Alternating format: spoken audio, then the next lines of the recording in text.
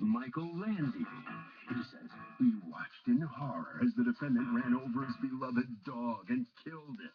The woman's a very mean person who showed no remorse, and he's having a hard time getting over it. He's a sickly and destroyed man who lost his wife and now his dog. And he's suing the cold-hearted defendant for $3,000 because she's 100% at fault.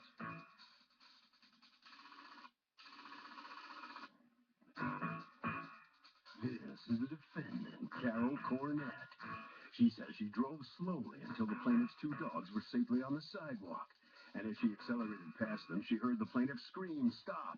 Somehow, one of the plaintiff's dogs got loose and ran under her car. She was in shock when she realized what had happened and just stayed frozen in her car. The plaintiff threatened her. The cops came, and well, here they are. She's accused of running down a pup.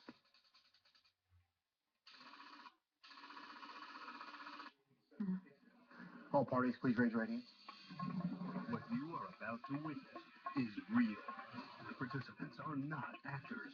They are actual litigants with a case pending in civil court. Both parties have agreed to drop their claims and have their cases settled here before Judge Marilyn Million in our forum, the People's Court. You see, they come to order, please. Litigants have been sworn, Your Honor. Thank you, Douglas. Michael Landy, you are suing Carol Cornett for $3,000 in pain and suffering, the cost of cremation, and shots that you had invested in your dog, which, according to you, she negligently ran over and killed. I'm sorry to hear about the loss of your dog. Tell me what happened. Every morning before I go to work, I have two dogs. The big dog was 14 years old. That was like a partner. I had him for almost 2 years. So what happened was, I came out my regular walks is between 7 and 7:30, but I came out about 10 in after. In the morning? Yes. Okay. And when I came out with the two dogs, are they on a leash? Yes, they both had a leash. They both always, never without a leash, always. And the woman next door to me. The second dog, how many years had you had that dog? He's a little more. I would say I almost had him 2 years, about a year and a half. Okay. You know. And what kind of dog? I think. Couple of things. Okay. He was a miniature schnauzer. Okay. And I have a blind woman that lives next door to me, and she has a German Shepherd that's on training. And she was walking up the block, so I didn't want to disturb her because the dog is still on training, and she was walking the dog. So what happened was I decided, let me go on the other side of the street so I don't disturb her. So as I was going on... Where are you crossing? I'm crossing on Gregory Avenue. Okay, where on Gregory Avenue? The cross lines will be over here. I was off the cross line. Off the cross line. Okay, so you're crossing with the two dogs because yes. You see the German Shepherd. Yes, and my big dog was on this side. He was coming in because he's smart. He was going. The little one was always on the run. He wanted to like always pull or whatever because he wanted to go by the other dog on the other side. So he started to get loose on the leash. Loose on the leash? Yeah, he was pulling. Okay. So the big dog was already on the sidewalk. The little one was pulling me. He started to get loose, but I noticed before he got loose, I jumped down the street and I said, "Stop!" Just like that to her. Wait. So when this is happening, the dog is where? On the ground, on a leash? On the leash. On the ground. He was pulling the leash, like, to get loose. He was pulling because he was nudging himself. Okay, had you already crossed the street, or were you? I was between the two cars, and my big dog was on the sidewalk, like his paws. He was on. But the little one's a little less cooperative. He was. I named him Rex because he was wild. He was pulling. He's always wild. When I got across the street, the little one was pulling me. What happened was he was pulling, and his arm, he started coming out of the leash. But before he started to get out. Wait. How did he get out of a leash?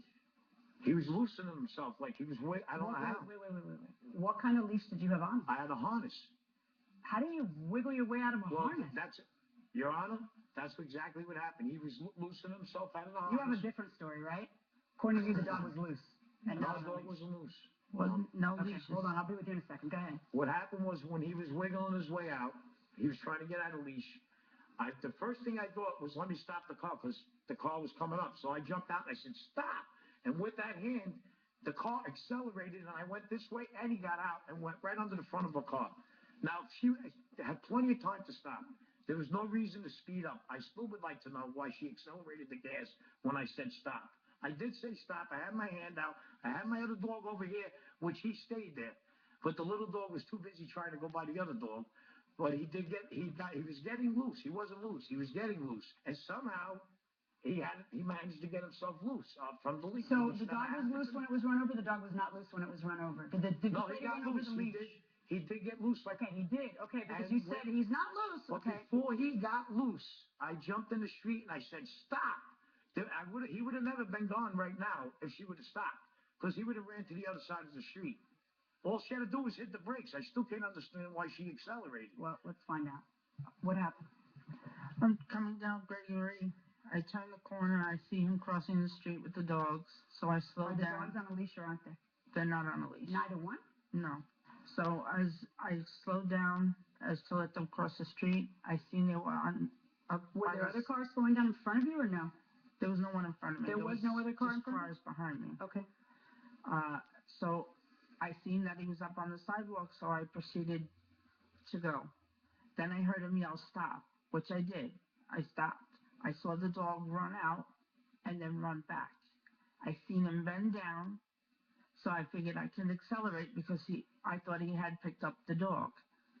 Then I hear him say, "Stop" again, and the dog come charging out of nowhere. I didn't have enough time to stop. The dog was under the back tire on the passenger side. Out of curiosity, where were you heading? I was going home. You work the night shift? I don't work. I'm disabled. Okay, you were going home from where? I took a friend to work. And you assumed that he had, I mean, you knew a dog was loose, right? And you assumed that he had picked up the dog. Picked up, because I seen him bend down and stand up, so in I thought retrospect, wouldn't it have been better to wait another 5 seconds and see that the dog was retained before accelerating? I didn't accelerate that fast. I know, but it did the trick, didn't it? Because the dog's dead, right? Unfortunately, I feel really bad about it, but... Okay, and we'll talk about that in a moment, but in retrospect, wouldn't it have been a lot better to invest 5 seconds in waiting to see that he actually had his dog under control? We'll talk in a moment about whether the responsibility he has to keep his dog under control. We'll talk about all that in a second. What I'm asking you, just human to human, we're always in such a rush. What's the rush? What fire were you putting out? What cancer were you curing? You know a dog is loose. You know he's frantically trying to get it.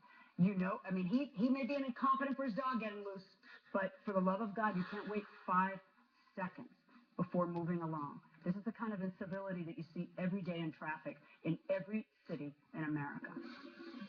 She didn't get out of the car, didn't say sorry, no remorse at all. Not an inch, nothing. Not even to the cop, nothing. The cop even couldn't understand it.